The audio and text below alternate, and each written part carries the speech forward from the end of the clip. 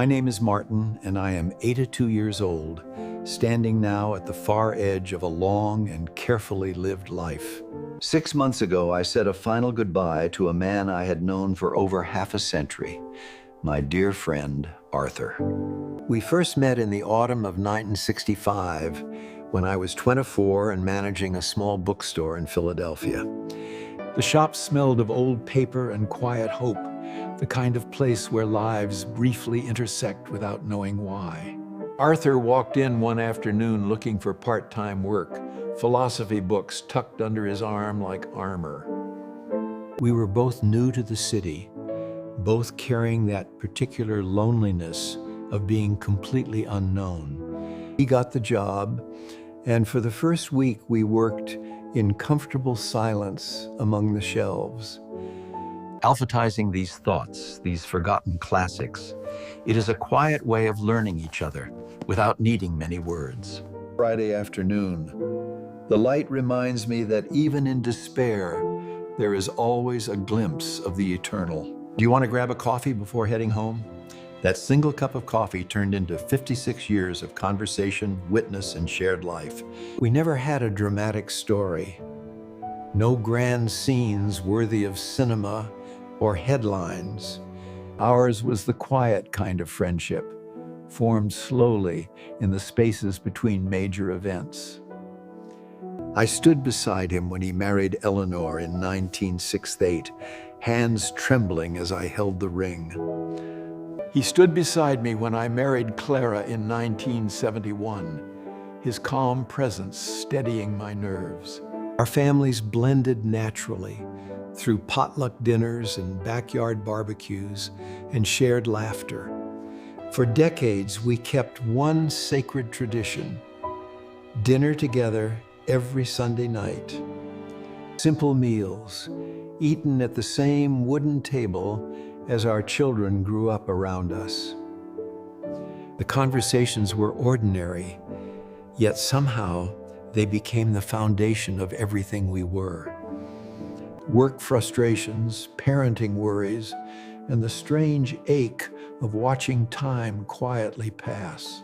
The real gift was the certainty that every Sunday, familiar voices and love would be waiting.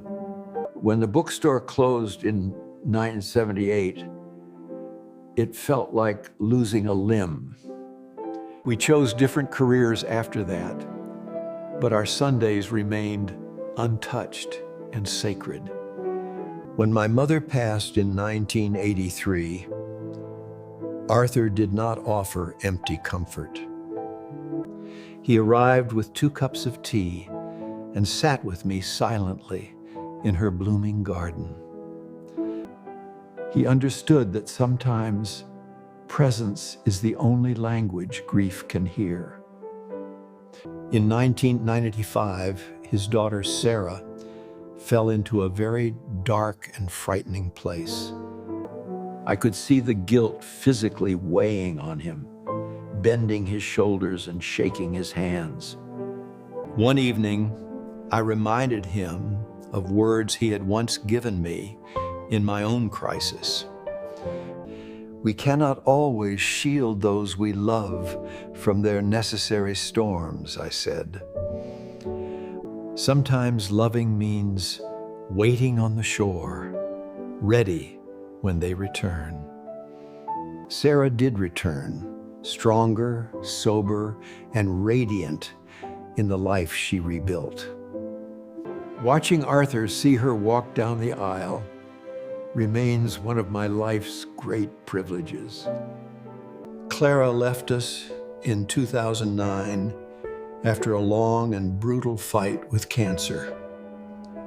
The world turned hollow, like a bell that had lost its sound.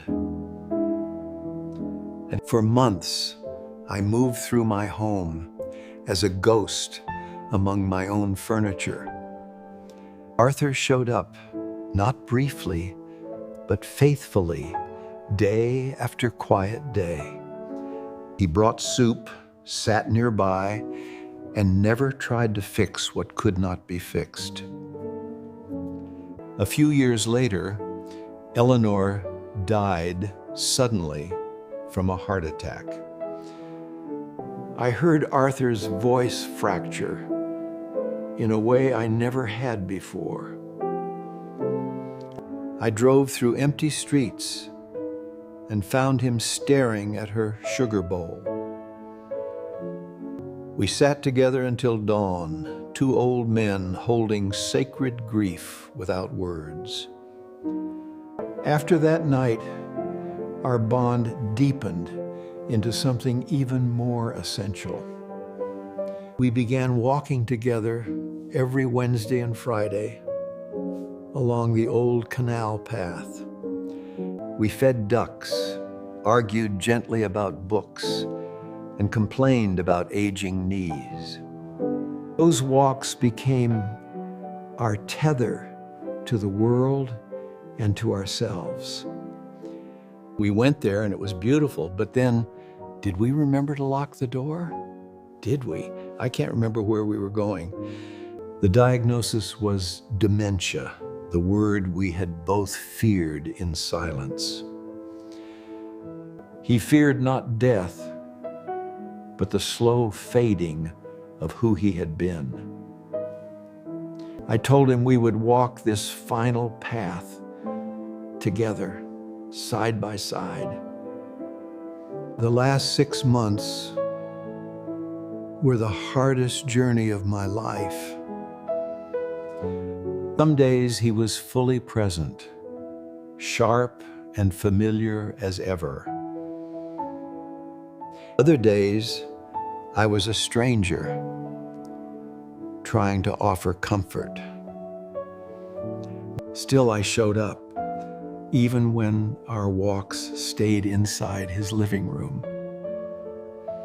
I described old Sundays and familiar laughter, hoping memory would flicker. Sometimes it did, lighting his face for just a fragile moment. 6 months ago, he died quietly in his sleep from a heart attack. I held his hand and told him he could rest now. I promised him I would remember everything for both of us. At my age, I have known many losses, but this one is different. Arthur was my living archive, my keeper of shared memory. With him gone, entire chapters of my life feel suddenly locked away. Photographs lose meaning, stories lose endings, and silence grows heavier. Another walk, another call, another chance to say what mattered. We mistake what is constant for what is permanent, until the constant disappears and regret takes its place. So hear this, no matter your age or stage in life, real friendship is not background noise, it is the main event. It requires your time, your attention, and your deliberate presence. Later is a promise the universe never actually makes. The time you assume you have is always the easiest to waste. Now, every Wednesday, my body still prepares for our walk. I try to keep the memory alive, repeating the story just as she told it. But sometimes, I do not want new stories. I want the co-author of my old ones. Some spaces in life cannot be replaced, only carried. So do not let convenience decide the depth of your connections. Show up while there still exists for both of you. Because the conversations you postpone are often the ones you lose forever. Arthur's final lesson was this: a life is measured in presence given. Not titles earned, but people loved and shown up for. If someone has walked with you through many seasons, tell them now. Say it clearly, specifically, and without waiting for the perfect moment. The perfect moment is the one you choose to create. If this story touched you, please press like. It tells me these words found a home beyond my own heart. And if you wish to continue these quiet conversations, subscribe to Winds of Thought. Tell me about the person who has been your living archive. Tell me how you will honor that connection today.